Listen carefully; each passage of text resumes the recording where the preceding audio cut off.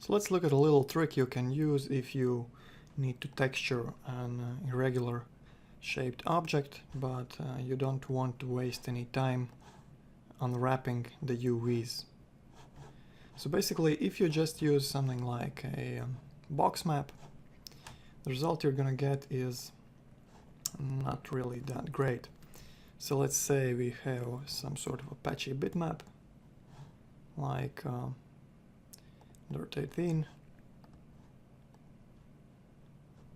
And let's assign that material and see how it looks. And you get these ugly seams in those rounded areas.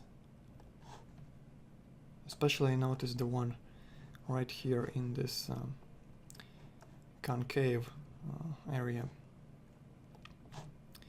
And this technique usually works the best if the textures you're using are pretty random, and something like these dirt maps work perfectly for it. If you have some very geometric patterns like bricks or stuff like that, it's not going to work, but for some organic looking, dirty looking stuff, it's great. So the method is called blended box map mapping, and it's available from the Solbron scripts. So the way it works is you run your blended box map maker. Okay. Choose the map you want to use.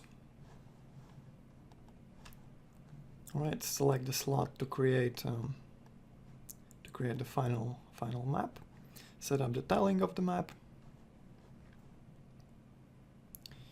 and then just click apply.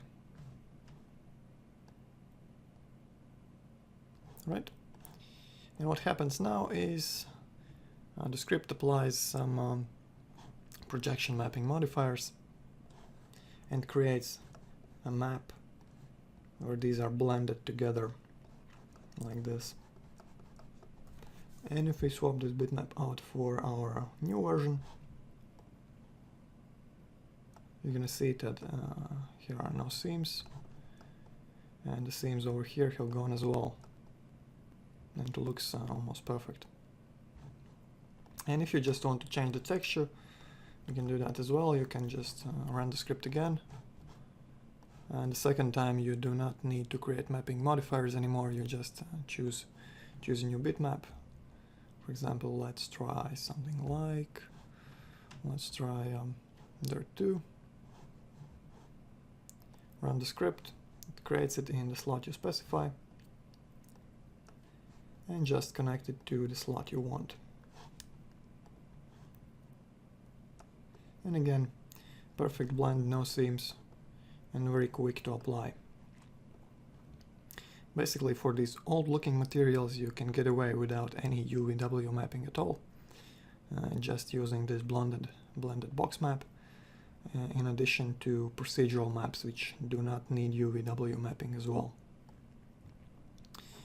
In those complete examples a bit later, I'm not going to use this method, but I just wanted to show you that it's available and that it's quick and easy to do. I'm not going to use it because it makes the material setup a bit more complicated, since you have all these additional nodes, and since this is a tutorial, I do not want to make it more complicated than necessary. But just keep in mind you can do this if you want.